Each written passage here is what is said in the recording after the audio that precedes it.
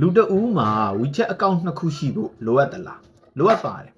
ဒါပေမဲ့တာမန် user တယောက်အနေအတွက်ဆိုရင်တော့မလိုပါဘူးဘာလို့မလိုဘူးလဲဆိုတော့တာမန်အသုံးပြုသူတယောက်အနေနဲ့ဆိုရင်တော့သူဒီဥပမာ Viber Telegram TikTok Messenger အခြားနည်းလမ်းတွေနဲ့လည်းသူ့ရဲ့မိတ်ဆွေတွေနဲ့အဆက်အသွယ်ရှိနေမယ်ဆိုရင်တော့မလိုအပ်ဘူးတကယ်လို့ WeChat account ကနော်ပြတ်သွားခဲ့ရင်တောင်မှအခြားနည်းလမ်းနဲ့အဆက်အသွယ်လုပ်လို့ရသေးတယ်ဒါဆိုရင်ဘယ်လိုလူမျိုးတွေမှာလိုအပ်တာလဲအထူးသဖြင့်ပြပ China နဲ့အဆက်အသွယ်ရှိတဲ့သူတွေနော်အလုပ်ကိစ္စ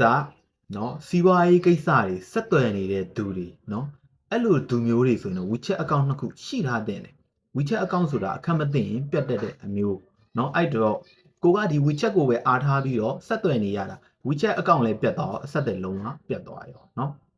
ဆိုတော့အဲ့လိုလုပ်ငန်းရှင်တွေစီးပွားရေးလုပ်ငန်းရှင်တွေက WeChat account နှစ်ခုရှိထားတဲ့ပါတယ်เนาะ account နှစ်ခုစလုံးနဲ့လည်းအဲ့ဒီမိတ်ဆွေတွေနဲ့အဆက်အသွယ်လုပ်ထားတဲ့တယ်ဒါမှ WeChat account တစ်ခုကအခက်မသိလို့ပြတ်သွားရင်နောက်တစ်ကောင်းနဲ့ကျွန်တော်တို့ကအဆက်အသွယ်မပြတ်ရှိနေမှာဖြစ်ပါတယ်ခင်ဗျမိတ်ဆွေတို့အနေနဲ့သိကျင်တာများရှိရင်ကျွန်တော်ကိုလာရောက်ပြီးတော့အခမဲ့ဆွေးနွေးနိုင်ပါတယ်ခင်ဗျ